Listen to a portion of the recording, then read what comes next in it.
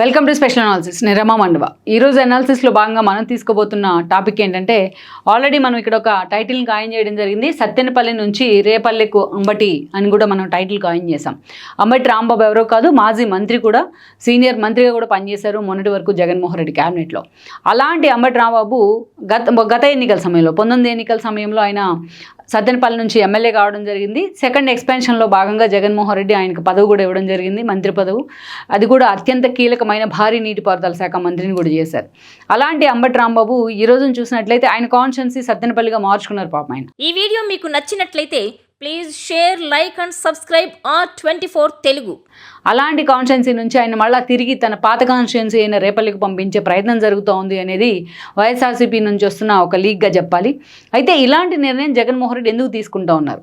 But ఈ నిర్ణయానికి ఆయన ఎంతవరకు కూడా గ్రీన్ సిగ్నల్ ఇచ్చే అవకాశం ఉంటుంది, ఎంతవరకు అంబటి రాంబాబు దీన్ని ఆమోదించే అవకాశం ఉంటుంది అనేది ఈరోజు వైఎస్ఆర్సీపీలో చాలా కీలకంగా చర్చనీయాంశం అవుతుంది. అనేక రకాలుగా ఆయన గురించి చర్చ కూడా హాట్ టాపిక్ అవుతుంది. ఎందుకు జగన్మోహన్ రెడ్డి ఇంత హఠాత్తుగా సత్తెనపల్లి నుంచి ఆయన పంపించే ప్రయత్నం చేస్తున్నారు అనేది కూడా చాలామంది అంబటి రాంబాబు అభిమానులకు అర్థం కూడా కాని చర్చగా మారిందనుకోవాలి ఈరోజు. ముందుగా మనం చూసినట్లయితే ఈ ఇష్యూ గురించి చెప్పుకునే ముందు మనం గతంలో అంబటి రాంబాబు పొలిటికల్ హిస్టరీ గురించి కూడా మనం చెప్పుకోవాలి. అంబటి రాంబాబు కాంగ్రెస్లో అత్యంత లాయల్గా ఉంటూ వచ్చారు ఆయన వైఎస్ రాజశేఖర రెడ్డికి. ఈ క్రమంలోనే కాంగ్రెస్ నుంచి ఆయన రేపల్లి నుంచి ఎమ్మెల్యే కూడా కావడం జరిగింది. ఆయన సొంత కాన్స్టిట్యున్సీ ఒకప్పుడు రేపల్లె అనేది, బట్ ఉమ్మడి గుంటూరు జిల్లాలోని రేపల్లి కాన్స్టిట్యున్సీ. ఆ తర్వాత చూసినట్లయితే ఆయనకు ఏపీఐఏసీ చైర్మన్గా పదవి కూడా లభించింది ఉమ్మడి రాష్ట్రంలో వైఎస్ రెండోసారి ముఖ్యమంత్రి అయిన తర్వాత. అక్కడి నుంచి మనం చూసుకున్నట్లయితే ఇక అంబటి రాంబాబు లాంటి వాళ్ళు వైఎస్ మరణం తర్వాత జగన్మోహన్ రెడ్డి పార్టీ పెట్టిన పరిస్థితుల్లో ఆయనతోనే అసోసియేట్ కావడం జరిగింది. మనం ఇక్కడ గట్టిగా చెప్పుకోవాలి అంటే, జగన్మోహన్ రెడ్డి కాంగ్రెస్ నుంచి ఎగ్జిట్ అయిన తర్వాత జగన్మోహన్ రెడ్డి వెంట అందరికంటే ముందు నడిచిన నేత ఎవరైనా ఉన్నారు అంటే అది అంబటి రాంబాబు అనే చెప్పుకోవాలి. జగన్మోహన్ రెడ్డి అడుగులో కాంగ్రెస్ నుంచి బయటకు వచ్చిన తర్వాత ఆయన వేసిన మొదటి అడుగు కలిపిన వ్యక్తి ఎవరైనా ఉన్నారంటే అదే అంబటి రాంబాబే. అందులో అతిశయోక్తి అయితే లేదని అనుకోవాలి. దాన్ని అక్కడి నుంచి కూడా ఆయన పార్టీలో చాలా కీలకమయ్యారు. స్పోక్స్ పర్సన్ హోదాలోనే కాదు, అనేక కీలక ఇష్యూల మీద పార్టీ వాయిస్ని జనం ముందు ఉంచడంలో ఎప్పుడు కూడా ముందే ఉండేవాళ్ళు. అలాంటి అంబటి రాంబాబుకు 2014 ఎన్నికలు వచ్చేటప్పటికే జగన్మోహన్ రెడ్డి జైలు నుంచి బయటకు వచ్చిన తర్వాత 2014 ఎన్నికల్ని, సార్వత్రిక ఎన్నికలను ఆయన మొదటిసారి ఫేస్ చేశారు. ఆ ఎన్నికల్లో అసలు అంబటి రాంబాబుకి టికెట్ వస్తుందా రాదా అనే చర్చ అయితే చాలా సీరియస్గా జరిగింది. లాస్ట్ మినిట్ వరకు ఒకసారి రేపల్లి అనే చర్చ జరిగింది, ఒకసారి సత్తెనపల్లి అనే చర్చ జరిగింది.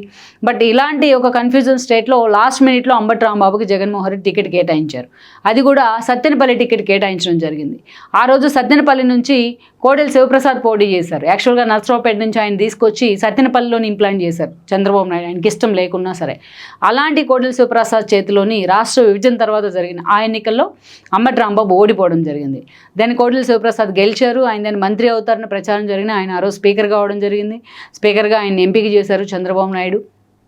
దాన్ని అక్కడి నుంచి ఆయన 5 ఏళ్ల పాటు స్పీకర్గా కూడా కొనసాగుతూ వచ్చారు.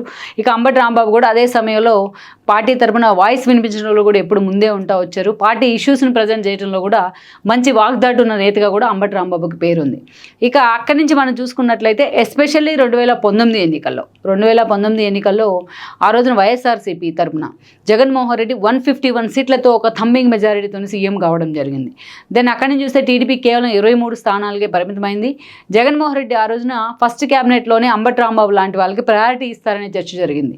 కానీ జగన్మోహన్ రెడ్డి అంబటి రాంబాబే కాదు, ఒక రాయచోటి శ్రీకాంత్ రెడ్డి కావచ్చు, ఒక కోరుముట్ల శ్రీనివాస్ కావచ్చు, ఇలాంటి చాలామంది నేతల్ని, తనతో పాటు డే 1 నుంచి నడిచిన నేతలు చాలామందిని పక్కన పెట్టారు. అలాగే అంబటి రాంబాబుని కూడా ఫస్ట్లో పక్కన పెట్టారు. సత్తెనపల్లి నుంచి ఆయన గెలిచారు కూడా. కోడెల లాంటి ఒక సీనియర్ నేత, మాజీ మంత్రి, అలాంటి నేత, ఒక స్టాల్వార్డ్ లాంటి నేత అయినా అలాంటి నేత మీద కూడా అంబటి రాంబాబు విజయం సాధించారు సత్తెనపల్లి కాన్స్టిట్యున్సీలో. బేసిక్గా సత్తెనపల్లి కాన్స్టిట్యున్సీనే ఒక టిపికల్ స్ట్రక్చర్ ఉంటుంది. అలాంటి కాన్స్టిట్యున్సీ నుంచి ఒక కాపు సామాజిక వర్గానికి చెందిన అంబటి రాంబాబు లాంటి నేత గెలవడం అంటే అది మామూలు విషయమే కాదు. సో ఆ ఎన్నికల్లో ఆయన గెలవడం జరిగింది. అయితే గెలిచిన కొద్ది రోజులకే అటు కోడెలకు ప్రభుత్వానికి వచ్చిన కొన్ని నెగోషియేషన్స్, ఆయన సెల్ఫ్ హ్యాంగ్ చేసుకొని మరి ఆయన మరణించడం జరిగింది దురదృష్టవశాత్తు. ఇక ఫస్ట్ క్యాబినెట్లో అంబటి రాంబాబుకి అయితే చోటు ఇవ్వలేదు జగన్మోహన్ రెడ్డి. సో ఇక అంబటి రాంబాబుకి ఏ పదవి ఇస్తారా, ఎందుకు పదవి ఇవ్వట్లేదనే చర్చ అయితే జరుగుతూ వచ్చింది.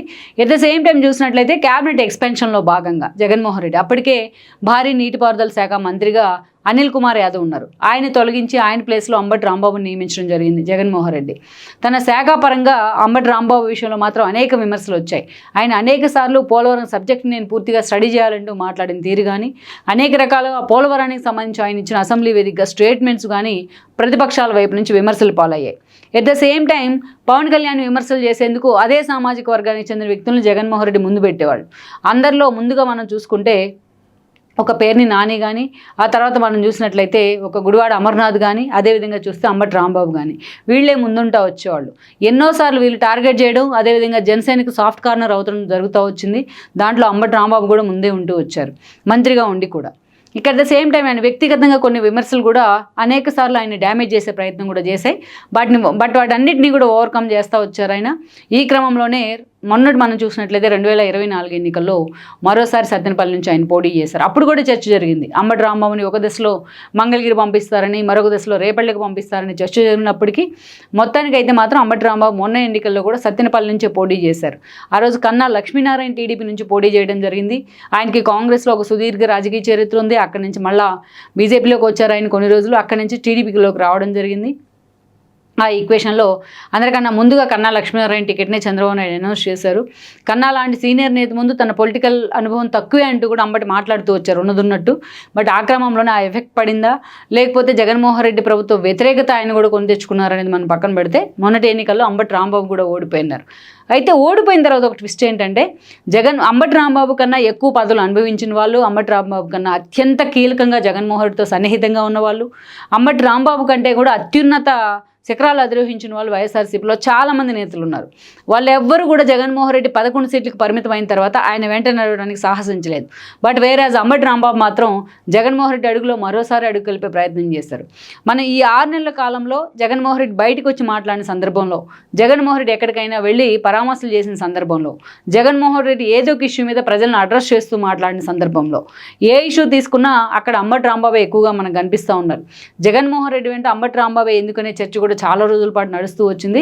సో జగన్మోహన్ రెడ్డి అధికారంలో ఉన్నా, కష్టాల్లో ఉన్నా తాను ఒకే రకంగా ఉంటానని చెప్పి కూడా ఆయన చెప్తా వస్తూ ఉన్నారు. సో అనేక రకాలుగా అంబటి రాంబాబు మరోసారి లైమ్లైట్లోకి వచ్చారు. జగన్మోహన్ రెడ్డి కోర్ టీంలో అత్యంత కీలక నేతగా కూడా ఆయన ఉండబోతున్నారు అనేది గత కొన్ని రోజులుగా జరుగుతున్న చర్చ. దట్స్ ఫైన్, అంతవరకు బాగానే ఉంది. కానీ కాన్స్టిట్యున్సీ విషయానికి వచ్చేటప్పటికి ఇప్పుడు సత్తెనపల్లి ఇన్ఛార్జిగా ఉన్నారు ఆయన. ఆల్రెడీ మనం పోటీ చేసి ఓడిపోయారు. అలాంటి అంబటి రాంబాబుని మరోసారి రేపల్లికి పంపించే ప్రయత్నం జరుగుతోంది అనేది స్థానికంగా జరుగుతున్న చర్చ. రేపల్లి లాంటి ఒక కాన్స్టిట్యున్సీ ఈవెన్ తాను 151 సీట్లు సాధించిన సమయంలో కూడా ఆ సీట్ని జగన్మోహన్ రెడ్డి తన ఖాతాలోకి తెచ్చుకోలేకపోయారు. అప్పుడు కూడా అనగానే గెలవడం జరిగింది. అందుకే అలాంటి కాన్స్టిట్యున్సీకి మరోసారి అంబటి రాంబాబుని పంపించే ప్రయత్నం చేద్దాము అనేది ఒక చర్చ, ఏదైతే జగన్మోహన్ రెడ్డి వైపు నుంచి వస్తున్న ఒక ప్రపోజల్గా చూడాలి. ఎట్ ద సేమ్ టైం మనం చూసినట్లయితే అక్కడ ఆల్రెడీ మొన్నటి వరకు కూడా మోపిదేవి వెంకటరమణ కీలక నేతగా ఉన్నారు. ఆయన గతంలో అక్కడి నుంచి ఎమ్మెల్యేగా కూడా పనిచేశారు. మొన్న 2019 ఎన్నికల్లో ఆయన ఆయనకి ఓడిపోయినప్పటికీ కూడా జగన్మోహన్ రెడ్డి ఆయనకి ఎమ్మెల్సీ ఇచ్చి మంత్రిని చేశారు. ఎప్పుడైతే సిఆర్డీఏ బిల్లు చట్టం ఏదైతే ఉందో అమరావతి 3 రాజధానుల అంశాన్ని జగన్మోహన్ రెడ్డి తెర మీదకి తీసుకొచ్చినప్పుడు కౌన్సిల్ని కూడా రద్దు చేసే ప్రయత్నం చేశారు. ఈ క్రమంలోనే ఎమ్మెల్సీ పదవులు కోల్పోతే పిల్లి సుభాష్తో పాటు మోపిదేవికి కూడా రాజ్యసభ టికెట్ ఇచ్చి మరీ ఆయన పార్లమెంట్కి పంపించారు, పెద్దల సభకు. అయినా సరే ఈరోజు మోపిదేవి అక్కడ పూర్తి స్థాయిలో ఉండలేకపోయారు. పార్టీలో సఫికేషన్ ఫీల్ అవుతూ వచ్చారు. ఇటీవలే తన రాజ్యసభ సభ్యత్వానికి రాజీనామా చేసి మరీ టీడీపీ జెండా కప్పుకున్నారు ఆయన. ఇక అక్కడ స్థానికంగా కిరణ్ అనే వ్యక్తి పోటీ చేయడం జరిగింది. ఇప్పుడు అంబటి రాంబాబు అక్కడికి వస్తే తన పరిస్థితి ఏంటి అని కూడా ఆయన ఆలోచన చేస్తూ ఉన్నారు. ఆయన సమన్వయకర్తగా కూడా ఉన్నారు ఈ రోజున. సో అయితే ఈరోజు అంబటి రాంబాబు లాంటి వాళ్ళు తనకు అక్కడ తన కాన్స్టిట్యున్సీలో అడుగు పెడితే తన పట్టు అక్కడి నుంచి కోల్పోయినట్టే అని కూడా మోపిదేవి భావిస్తూ ఉన్నారు. సో పూర్తి స్థాయిలో మోపిదేవి అక్కడి నుంచి వెళ్ళిపోయారు కాబట్టి పార్టీని లైమ్లైట్లో ఉండాలి, పార్టీ బలోపేతం చేయాలి అంటే రేపల్లిలో పార్టీ తిరిగి రీవ్యాంప్ కావాలి అంటే అంబటి రాంబాబే కరెక్ట్ అనేది జగన్మోహన్ రెడ్డి అంచనా. బట్ సత్తెనపల్లి లాంటి ఒక కాన్స్టిట్యున్సీని విడిచిపెట్టి మళ్ళీ రేపల్లికి వెళ్ళేందుకు అంబటి సుముఖంగా లేరనేది ఇంకొక లీక్ అనే చెప్పాలి. సో ఓవరాల్గా ఇప్పుడున్న పరిస్థితుల్లో అంబటి రాంబాబుని సత్తెనపల్లి నుంచి రేపల్లికి పంపాలని జగన్మోహన్ రెడ్డి చేస్తున్న ఆలోచన ఎంతవరకు వర్కౌట్ అవుతుంది, దానికి అంబటి రాంబాబు ఎంతవరకు కూడా ఆయన ఒప్పుకునే అవకాశం ఉందనేది చూడాలి. మొత్తానికి ఈ కన్ఫ్యూజింగ్ పీరియడ్లో అంబటి రాంబాబు రాజకీయ భవిష్యత్ ఏ మలుపు తిరుగుతుంది అనేది మనం చూడాల్సి ఉంది. ఈ వీడియో మీకు నచ్చినట్లయితే please share, like and subscribe R24 Telugu.